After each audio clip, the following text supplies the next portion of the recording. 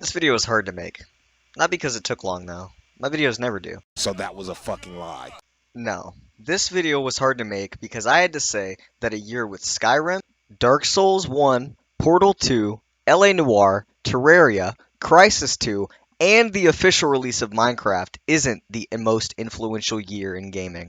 I instead believe that honor falls on 2004. In fact, there were so many influential games this year that I won't be able to cover them all in detail, so sorry if I missed one of your favorites. But this intro is already long enough. You want to know the games from 2004 and why they were revolutionary and inspirational to the modern day that we live in now. Well, let's get started with GTA San Andreas. San Andreas added so much to the series. The first one that you could swim in, the first you could fly planes, the most missions of every GTA including 4 and 5, a crazy map with 3 cities and everything in between, the first full customization in GTA, listening to old school Eazy-E and NWA on the radio, and even some stuff that current GTAs don't have, such as the working out in gyms to change CJ's appearance, and the best hand-to-hand in any GTA, featuring 3 different fighting styles that CJ can learn. And while GTA San Andreas was certainly influential, I do think that there are more influential games that released this very year. For example, One of the most eagerly awaited video games finally goes on sale. Preparing to rewrite retail history. Video game is expected to have bigger first-day revenues than any movie has ever had. Halo 2 was revolutionary in many different ways from San Andreas. While Halo 1 was good, I feel like Halo 2 took everything from the original and upscaled it immensely. The story is leagues better, being able to play as the Arbiter and see the other side of the war, and then the Gravemind ultimately making you 2 allies. It introduced dual wielding. Halo 2 is why people had Xbox Live. It's why Xbox Live exists today even. I don't know if Xbox would be where it is today if Halo 2 didn't release when it did. Halo 2 definitely had some of the most refined controls ever for a 2004 game. The driving feels amazing, the shooting is amazing, everything about the game is great. Except for the legendary. I only wish that Halo 2 had inspired 343 to follow the Halo industry in the path that it deserved. Sadly, we did not get that, but here's to hoping for the future for Halo. Well, we've done open world and FPS. Let's talk about RPG.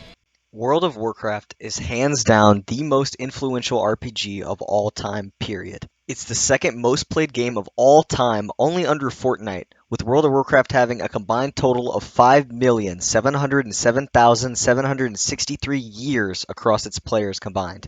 WoW revolutionized RPGs in a way that no other game had done for its genre. Though I only ever got to play once WoW Classic released, it was sometimes hard for me to remember that this game was made in 2004.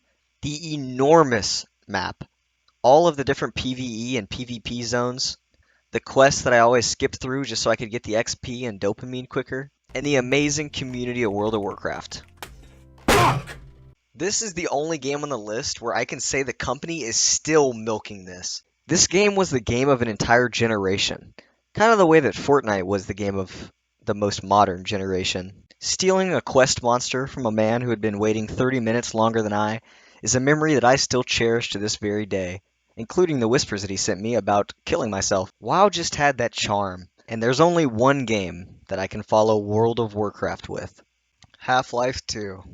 I mean, first off, just look at the other games that came out this year, right? Look at this, look, okay? I'm not saying it's awful, but CJ doesn't even have fucking space between his fingers, dude.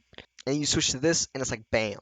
So the graphics are the most obvious improvement from the other games, but Half-Life 2 revolutionized the physics system in video games with the Source Engine. Vampire the Masquerade, which released the same year, tried to use the Source Engine to show what it was capable of. However, they had an unfinished version.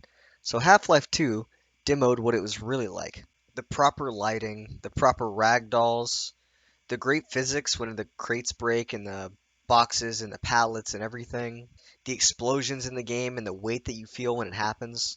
It also led the way in facial animations. People had, okay faces, but there was some really amazing facial animations in this game, and it was very revolutionary.